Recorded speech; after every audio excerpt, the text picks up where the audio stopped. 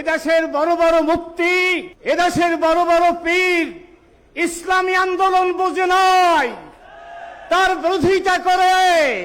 কিন্তু শ্রমিকেরা কোরআনের আইন বুঝেছে, ইসলামের আইন তারা বুঝেছে। শ্রমিক কল্যাণ ফেডারেশন শ্রমিক ময়দানে বিপ্লব সৃষ্টি করেছে, ইসলামিক বিপ্লব সৃষ্টি করেছে।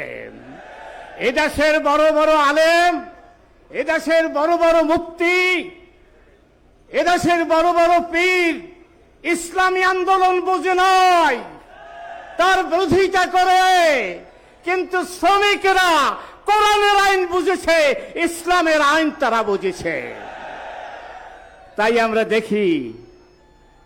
আমরা দেখি ট্রেনের উপরে শ্রমিকেরা চড়েছে, ছাদে চড়েছে, দাঁড়িপাল্লার ভোট দিয়েছে, ওরা আবাবিল পাখি নেমেছে। আপনাদের সাথে আবাবিল পাখি আছে। সম্মানিত শ্রমজীবী ভাইয়েরা, শ্রমিক হওয়াটা কোনো ঘৃণার বিষয় না। আল্লাহ রসুল ইরশাদ করেছেন, মা বাসাল্লাহু নবিয়্যান ইল্লা রাআল গনাম, পৃথিবীতে এমন কোন নবী আসে নাই যারা ছাগল চড়ায় নাই। আসেন, আমরা সেই নবীদের কাতারে আছি। আল্লাহ রসুল বলেছেন, মৃত্যুর সময় শ্রমিকদের অধিকারের প্রতি তোমরা সজাগ থাকবা। আমরা এই দেশে খাব্বাব সৃষ্টি করতে চাই, বেলাল সৃষ্টি করতে চাই, ওসামা সৃষ্টি করতে চাই, জায়েদ সৃষ্টি করতে চাই, এই দেশে কোরআনের বিধান কায়েম করার জন্য। এই দেশের প্রতিটি শ্রমিক কোরআনের সৈনিক হবে, আল্লাহর সৈনিক হবে। আমরা এই দেশে অনেক দেখেছি, বঙ্গবন্ধু দেখেছি, জিয়াউর রহমান দেখেছি, অনেককে আমরা দেখেছি, অনেকের সৈনিক আমরা সইছি। কিন্তু আমাদের দুর্ভাগ্য ছাড়া সৌভাগ্য আনতে কেউ পারে নাই।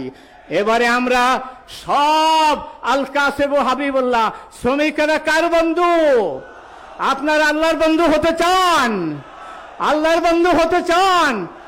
আপনারা প্রতিটি শ্রমজীবী মানুষের ঘরে ঘরে গিয়ে ইসলামী দাওয়াত দেবেন, কোরআনের বিধান দাওয়াত দেবেন। এই দেশে এখন আর কেউ কারো কথা শুনতে চায়? এই দেশের মানুষ জামাত ইসলামের কথা শুনতে চায়। ইসলামের মানুষ, এই দেশের মানুষ শ্রমিক কল্যাণ, ছাত্র শিবিরের কথা শুনতে চায়, আর কারো কথা শুনতে চায় না। আসুন আমরা এইখান থেকে ছড়িয়ে পড়ি, প্রতি ঘরে ঘরে গিয়ে আমরা শ্রমজীবী মানুষকে ইসলামী আন্দোলনের, কোরআনের বিধানের দাওয়াত আমরা পৌঁছাই। কোন শ্রমিক বাকি থাকবে না ইনশাআল্লাহ। প্রতিটি শ্রমিক জায়েদ হবে, ওসামা হবে।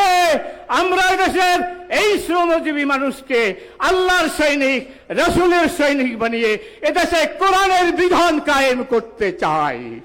আপনারা রাজি আছেন? মহান আল্লাহ আমাদেরকে কবুল করুন।